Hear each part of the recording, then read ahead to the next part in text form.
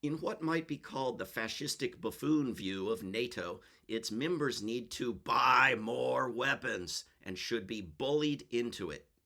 In what might be called the crackpot liberal view of NATO, its members need to buy more weapons and should be praised and rewarded into it.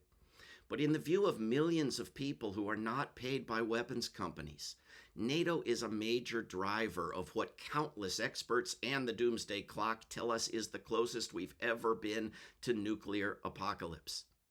And we need all of that money that's going into an arms race to be spent on the environment and hunger and homelessness and healthcare and education. If you think NATO is a force for good, look at its record.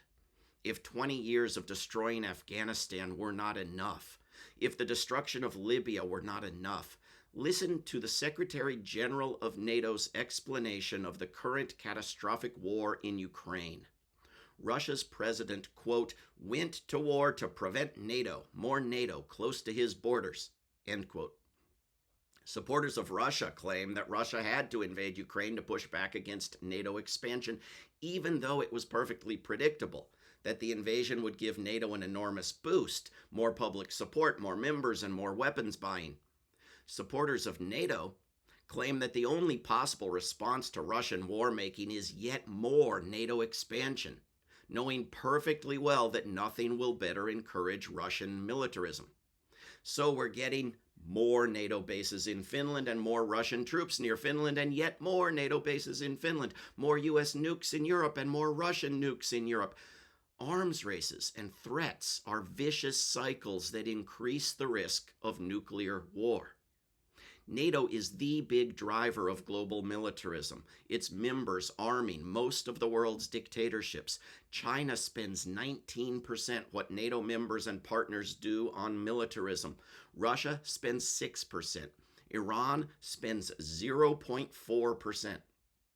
While we're often told that war is inevitable, even while most people avoid it and most who do not suffer horribly, with any particular war, there are always clear steps that could have been taken to avoid it. There are also effective tools for resisting war when it happens. Of many examples, just look at Lithuania, Latvia, and Estonia, which freed themselves from Soviet occupation through nonviolent resistance prior to the USSR's collapse. Watch a film called The Singing Revolution. You would not believe me if I were to describe it.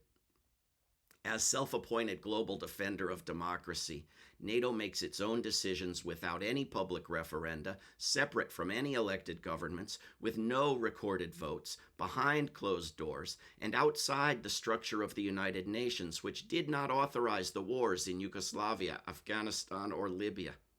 Bribes and threats are openly part of achieving so-called consensus, including on wars that all NATO members are compelled to join, in violation of the UN Charter and numerous other laws.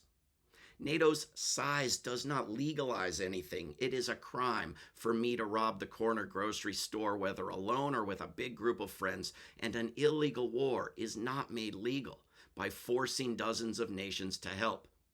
Gallup polling in 2022 made clear that most of the world would prefer for NATO to be abolished. An unwanted global policeman should know when to retire.